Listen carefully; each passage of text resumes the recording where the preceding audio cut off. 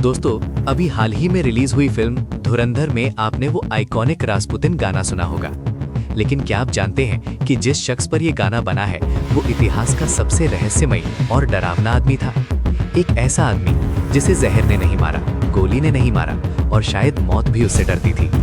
ये कहानी है ग्रिगोरी रास्पुतिन की, इतिहास के सबसे रहस्यमयी इंसान की। ग्रिगोरी रास्पुतिन का जन्म 1869 में साइबेरिया के एक छोटे से गांव में हुआ था।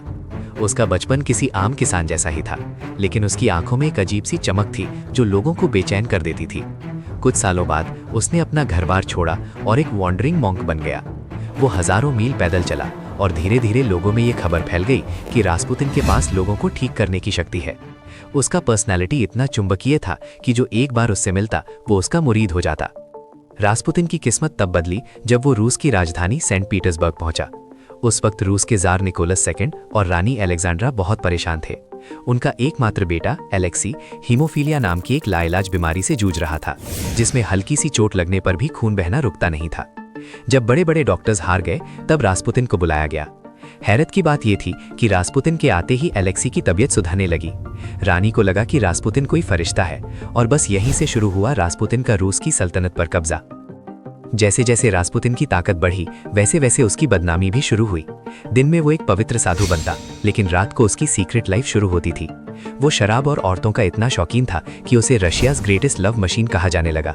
अफवाहें तो यहाँ तक थी कि वो रानी अलेक्जेंड्रा को भी अपने वश में कर चुका था। दरबार के बड़े बड़े मंत्री उससे जलने लगे क्योंकि राजा और रानी अब सिर्फ रास्पुतिन की सुनते थे। लोगों को लगने लगा कि रूस को राजा नहीं बल्कि एक पागल साधु यानी मैड मॉन्क चला रहा है। रास्पुतिन को खत्म करने के लिए खतरनाक साजिश रची गई। 1916 की एक ठंडी रात को कुछ अमीर नवाबों ने उसे एक पार्टी में बुलाया। वहां उसे ऐसे केक और शराब दी गई जिसमें साइनाइड मिला हुआ था। इतना जहर एक हाथी को मारने के लिए काफी था, लेकिन रास्पुतिन पर कोई असर नहीं हुआ। परेशान होकर साजिशकर्ताओं ने उसे गोली मारी। रास्पुतिन गिरा, लेकिन थोड़ी देर बाद वो फिर खड़ा हो गया और भागने लगा। उसे दोबारा गोली मारी गई और बुरी तरह पीटा गया। अंत में उसे रस्सी से बांधकर बर्फ से जमी नेवा नदी में फेंक दिया गया। जब बाद में उसकी बॉडी मिली तो पता चला कि उसकी मौत जहर या गोली से नहीं बल्कि पानी में डूबने से हुई थी।